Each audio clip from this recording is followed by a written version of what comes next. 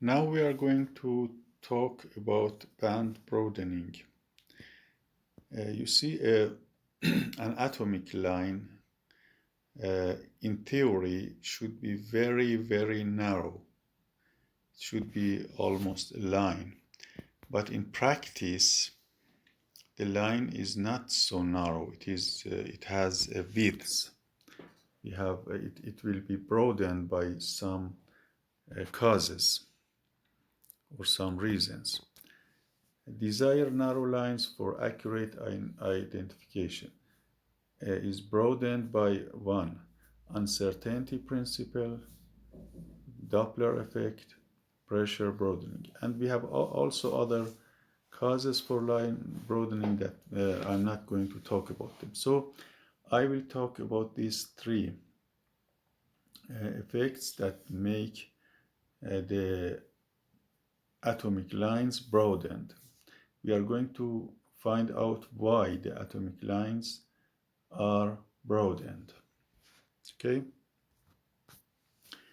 The first effect is called lifetime broadening or uncertainty principle. That was described by Heisenberg. It's called Heisenberg uncertainty principle. As you see in this picture, there is always an uncertainty in the energy of the excited state level, because according to this principle, delta E times delta T is always larger than H divided by 2P. So it means that if here delta T is the lifetime of a level, the ground state lifetime is relatively long. So delta E, or the error in the energy of the ground state, is very short. But for the excited state, for the upper level, delta T is very, very short. It is about 10 to the minus 8 second.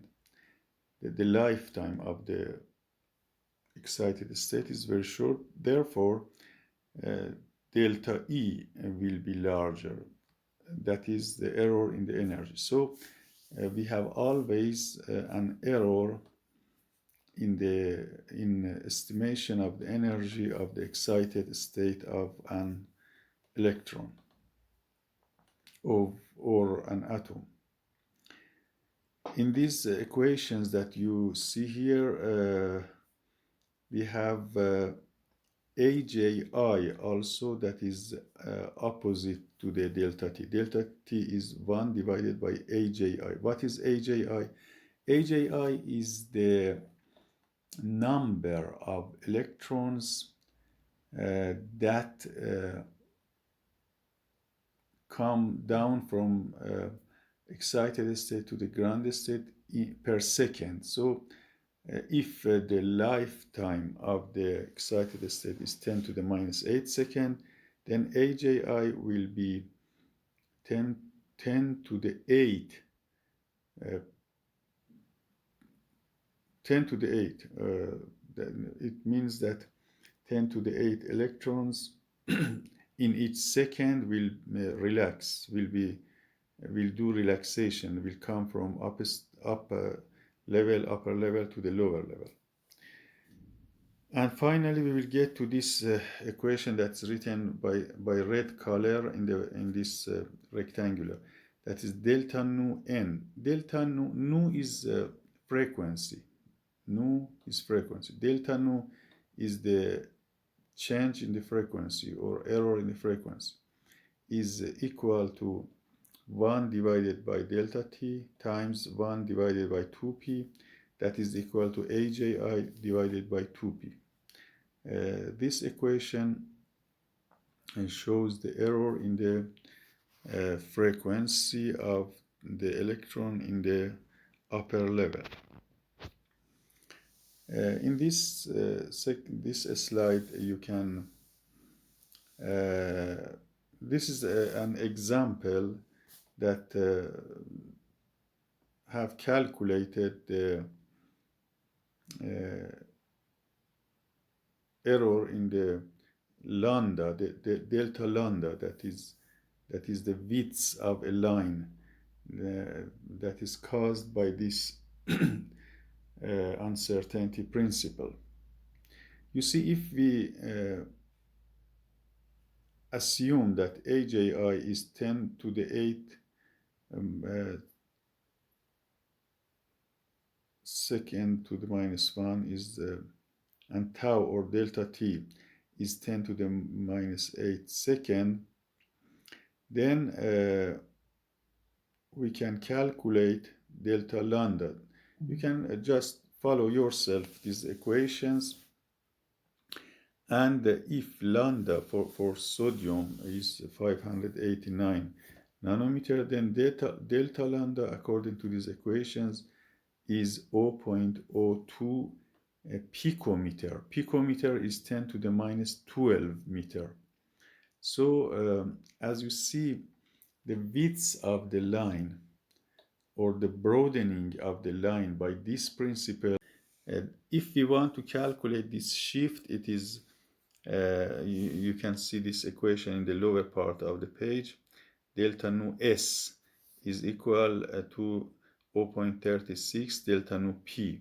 So when you calculate delta nu p, if you want to calculate the shift in the peaks, you can use the lower equation. Here you can see the shift in the peaks. In the red color is the peak that is not broadened, but the black color peak is the peak in high pressure that has been broadened and also shifted. So we have both broadening and shift of the peaks. Both Doppler and collision broadening usually occurs at the same time. This is also important that you know that both Doppler and broadening, Doppler and pressure broadening or collision broadening occurs at the same time. Here you can see a combination of these effects.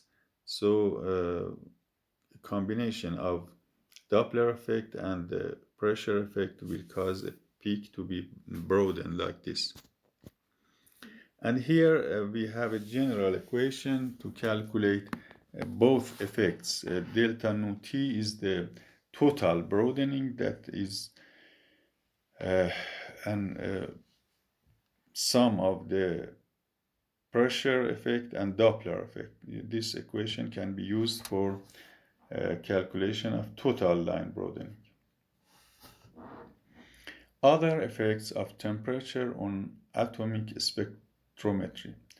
As I said, temperature can cause line broadening, but temperature also have other effects that is explained by Boltzmann equation. According to Boltzmann equation,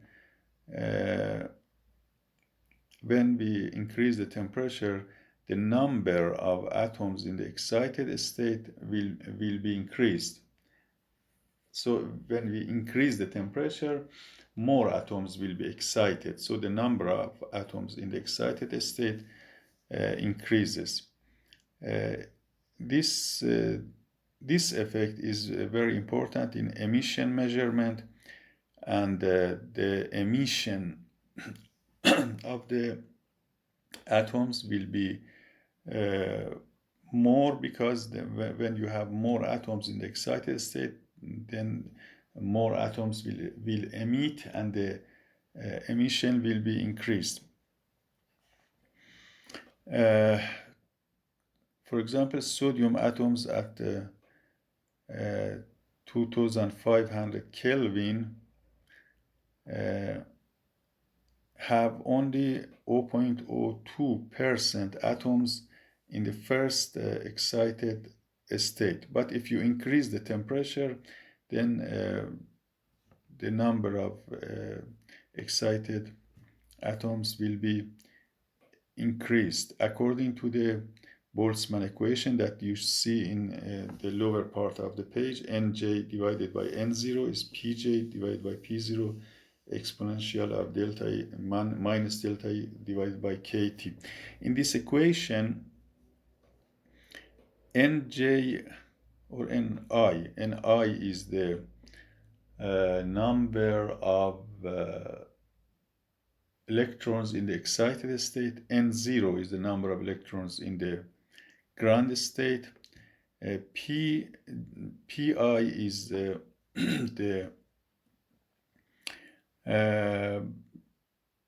we can say it is the number of orbitals in the excited state. P0 is the number of orbitals in the ground state. For example, if the excitation is from 3s to 3p, the pi will be 3 and P0 will be 1, because the P level has 3 orbitals and S level has just 1 orbital. Then delta E is the energy between ground state and the excited state. K is the Boltzmann constant, and T is the temperature. Okay, and here we can see the methods, different methods of atomization that we are going to talk about them in the future sessions, future lessons. As I said, in the atomic spectroscopy, we must atomize. We must atomize the sample, so we need to the temperature. But how we can provide this temperature? We can use a flame, we can use electrothermal, we can use ICP, the plasma, or DCP, MIP, we can use glow discharge, electrical arc, electrical spark, and laser, and you can see the temperature of each of these methods. This one was the last slide of this part. We will continue in the next slides.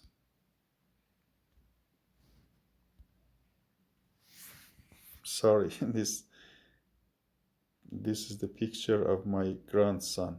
You can see here.